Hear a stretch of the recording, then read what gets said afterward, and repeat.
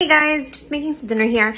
Did a deep dive into the day one of the Nicola Bulley inquest, and unfortunately it didn't record. I'm just gonna give you my little recap and then some thoughts on that. So, inquest was made by the coroner into the death of Nicola Bulley, the 45-year-old mother of two, out of Lancashire, England. The cause of her death from a pathologist, Dr. Armour, was found to be drowning.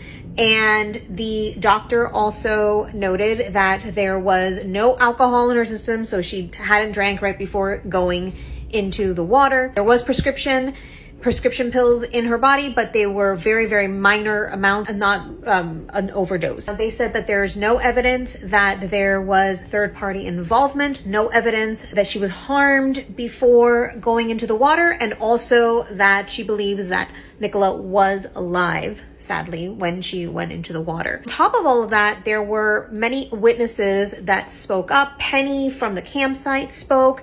There were a couple of other dog walkers. A couple of the biggest points that I saw is that one person noted that there was a man in black that the person saw. So I thought that was kind of interesting. Who was that person? The witness didn't know who that person was, so that stood out to them. Was that person involved with Nicola falling into the water? My understanding is that Nicola was a strong swimmer. So why would she fall in the water? And when she's there, why would she drown? That was strange.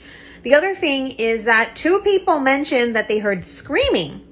Very important detail that the police never mentioned. Because I think that if the police would have mentioned that there was screaming, and one of them said it sounded like an inhale type of a thing. So if somebody is gasping for air because they're actually drowning, that's a really important detail that could lead one to believe that, in fact, she was drowning, because that wasn't mentioned at all. And so many of us were just thinking that there was other foul play involved rather than her drowning. So if in fact she did drown, that would have been an important detail to note. One of the big gripes I have with police in this particular case is that they didn't share critical information. And then when they did share information, they overshared and gave information that wasn't necessary or even particularly, I mean, maybe you could say it was relevant, but it was an overshare to, that could have been detrimental to the privacy of Nicola. The last thing that I thought that was really interesting that stood out is that an expert said that the Fitbit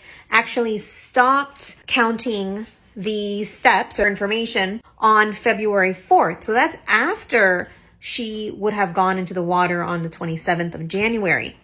And so other reports I had seen showed that, or had said that the Fitbit had stopped working a couple of days before. It hadn't been and it wasn't updated, so that basically that information was not useful.